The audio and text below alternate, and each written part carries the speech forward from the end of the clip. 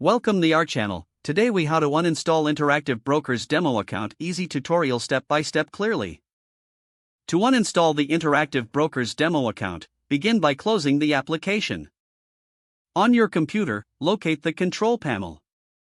Click on Programs or Programs and Features. Find Interactive Brokers in the list of installed programs. Select it to highlight the program. Click on the Uninstall button at the top of the window. Follow the prompts to confirm the uninstallation. Once the process is complete, restart your computer to ensure all files are removed. Next, check for remaining files in the installation directory.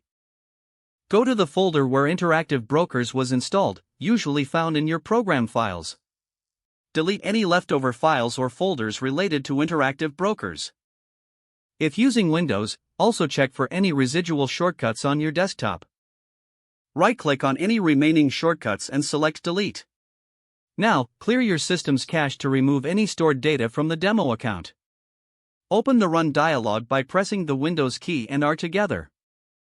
Type in %temp% and hit Enter.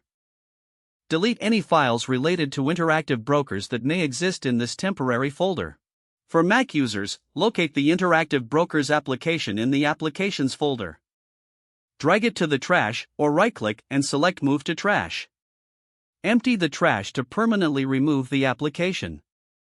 For a thorough cleanup, use a file management tool to search for any leftover data.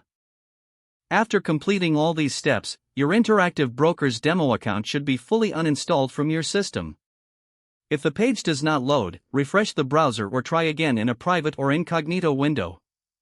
Make sure you are using the correct email address, then retype it carefully to avoid small typos.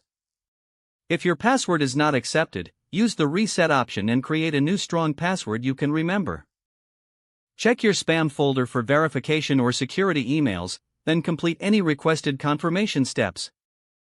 Enable two-factor authentication if available to improve account security and reduce unauthorized access risk. After signing in, review your profile details so your contact information and settings are accurate and current. If you see an error message, note it down and try again after restarting your device and internet connection. Log out when you finish, especially on shared devices, to keep your account and payment information secure. If the page does not load, refresh the browser or try again in a private or incognito window. Don't forget to like this video and subscribe to our channel for more step-by-step tech guides.